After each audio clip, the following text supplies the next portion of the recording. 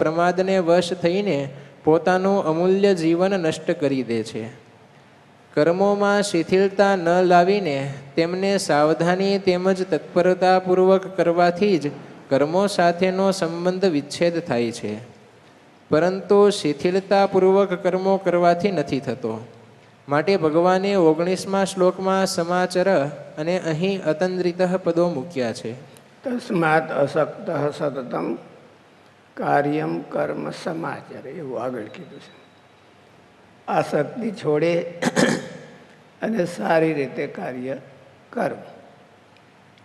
આગળ ભગવાને એવું કીધું છે કે ન કર્મણા મનારંભાત પુરુષમ નૈષ્કર્મ્યમ પુરુષો ન તો સંન્યાસના દેવ સિદ્ધિમ સમધિગચ્છતિ. કર્મને હાવ નહીં કરવાથી, વચ્ચે છોડી દેવાથી, અને અહીંયા કીધું ઢીલું ઢીલું કરવાથી સંબંધ વિચ્છેદ થતો નથી. મરતી મરતી કાન હલાવે એમ નિર્વાસનિક ન થવાય. નિર્વાસનિક થવું હોય તો ભગવાને એવું કીધું અતાંદ્રિતા, સાવધાન થઈને કરવાનું. છોડી દેવાથી, વચ્ચેથી ગેપ કરવાથી કે ઢીલું ઢીલું કરવાથી સંબંધ વિચ્છેદ જગતનો થતો નથી. જગતનો સંબંધ વિચ્છેદ કરવો હોય તો એને સાવધાનીથી કરવું.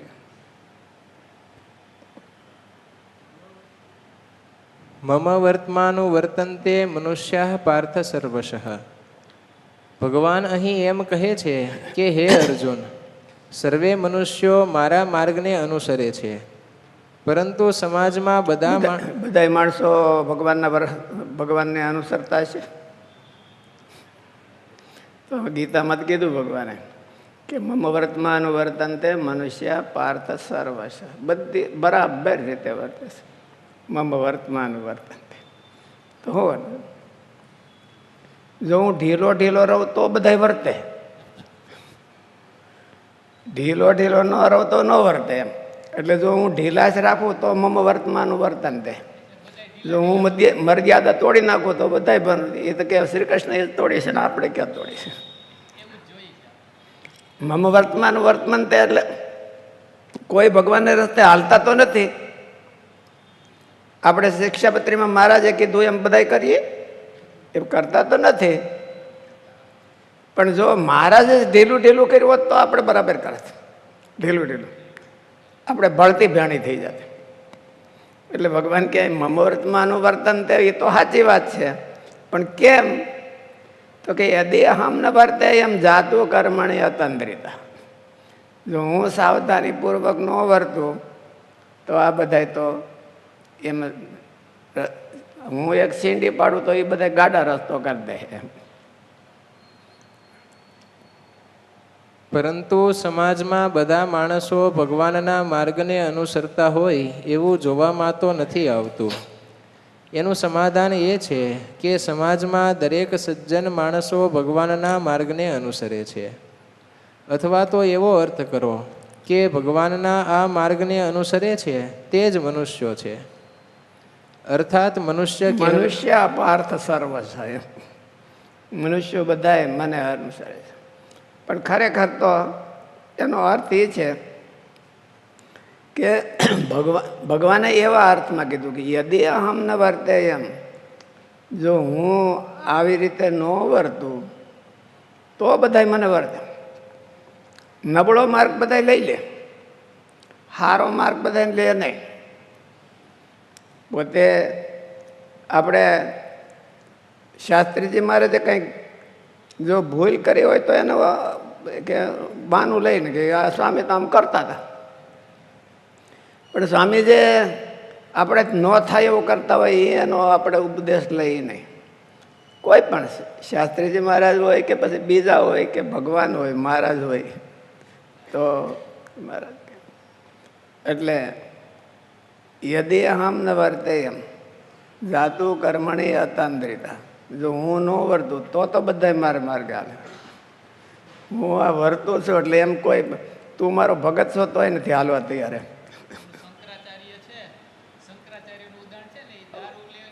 દુકાને એટલે એવી રીતે નથી. ભગવાન બધા મનુષ્યો એને હાલે છે, પણ મોટા માણસોએ કંઈક ઢીલું ઢીલું કર્યું હોય તો એ બધાય કરે. મોટા માણસોએ કંઈક સારું કર્યું હોય તો એ કોક કરે, કોક ન કરે, બધાય કરે નહીં.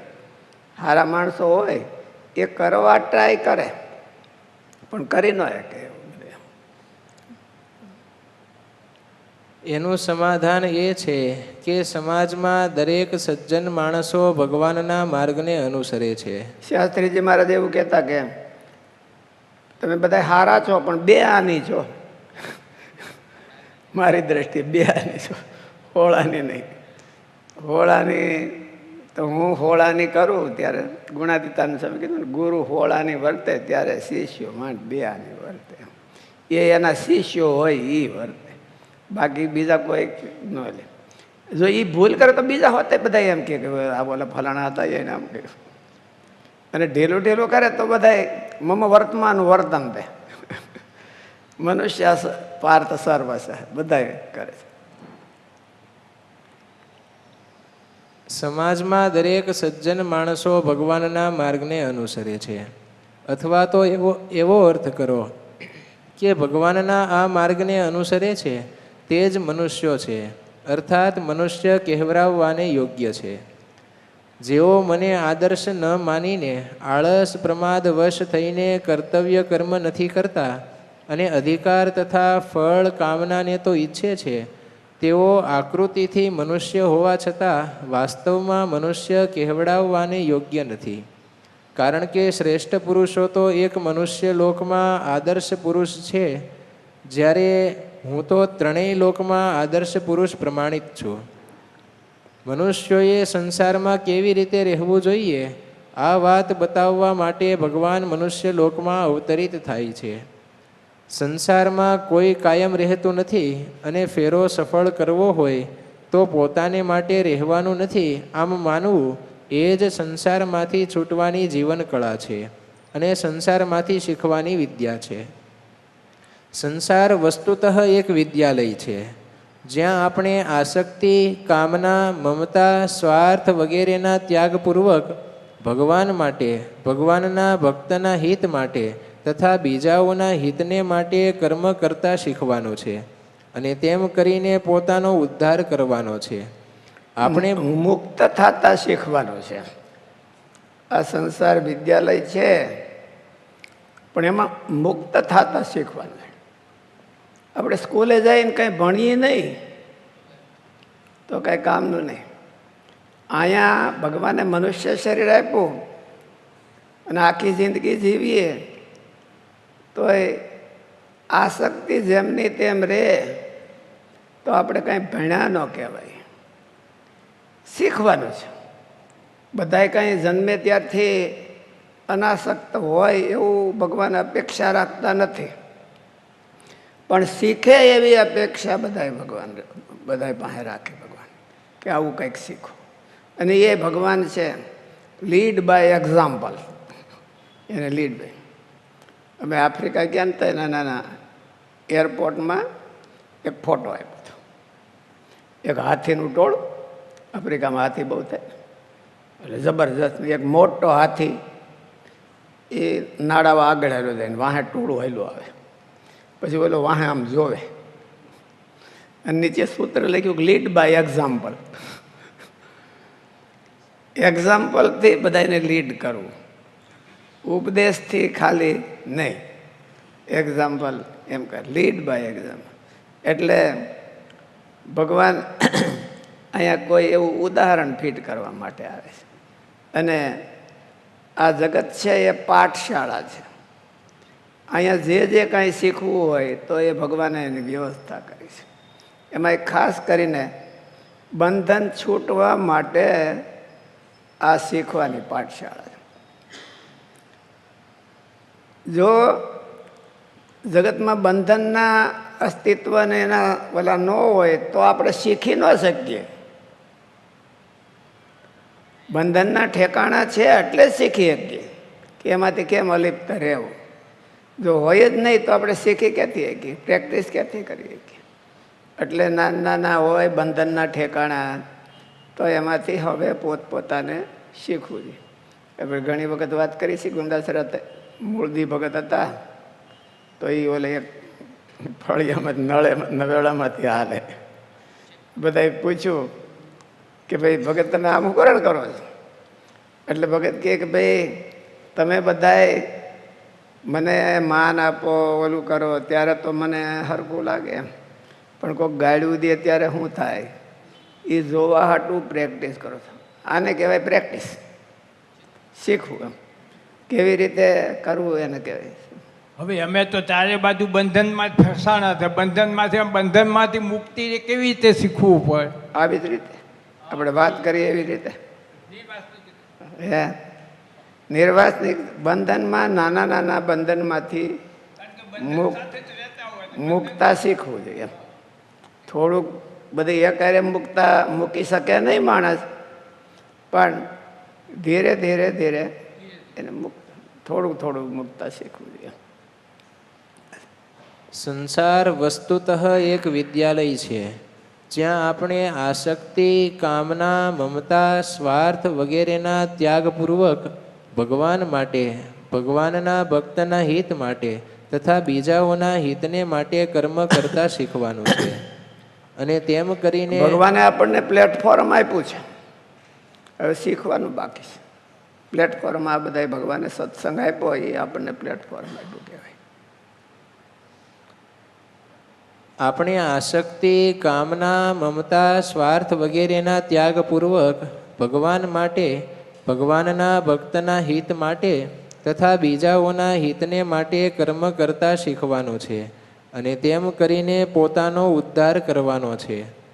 આપણે બધાએ એકબીજાના અધિકારની રક્ષા અને આપણા કર્તવ્યનું પાલન કરવાનું છે. અને એવું શીખવવા જ ભગવાન પૃથ્વી ઉપર અવતાર ધારણ કરે છે. ઉત્સિદેયુરિમે લોકા ન કુર્યામ કર્મ ચેદહમ. 23મા શ્લોકમાં ભગવાને જો હું કર્તવ્યમાં સાવધાની ન રાખીને આળસ પ્રમાદથી વર્તું તો શું હાનિ થાય એ કહ્યું. હવે જો હું કર્મ ન જ કરું તો કઈ હાનિ થાય તે બતાવે છે. જો કે એવું થઈ જ શકતું નથી કે હું કર્મ ન કરું, પણ એવી ધારણા કરી લો કે હું કર્મ ન કરું એ બતાવવા માટે ભગવાને ચેત શબ્દનો પ્રયોગ કર્યો છે. અને આ શ્લોકનું તાત્પર્ય એ છે કે મનુષ્યને કર્મ ન કરવાની આસક્તિ ન હોવી જોઈએ. માતે સંગોસ્તુ અકર્મણી. કર્તવ્યમાં આળસ પ્રમાદ કરવા અથવા કર્તવ્ય ન કરવું એ અકર્મમાં આસક્તિ કરી કહેવાય છે. ઢીલું ઢીલું કરવું એ અકર્મમાં આસક્તિ કરી કહેવાય. આપણને મહારાજ કાંઈક આજ્ઞા આપે, પછી આપણે લબડ દબડ પાળીએ, એટલે એ અકર્મમાં આસક્તિ થઈ અર્ધી. કર્તવ્યમાં આળસ પ્રમાદ કરવા અથવા કર્તવ્ય ન કરવું એ અકર્મમાં આસક્તિ કરી કહેવાય છે. તેથી તો આ બાબતમાં ભગવાન પોતાને ઉદાહરણ તરીકે બતાવે છે કે મારા માટે કાંઈ પણ પ્રાપ્તવ્ય ન હોવા છતાં હું કર્મ કરું છું. જો હું વર્ણ, આશ્રમ વગેરેના અનુસંધાનમાં પ્રાપ્ત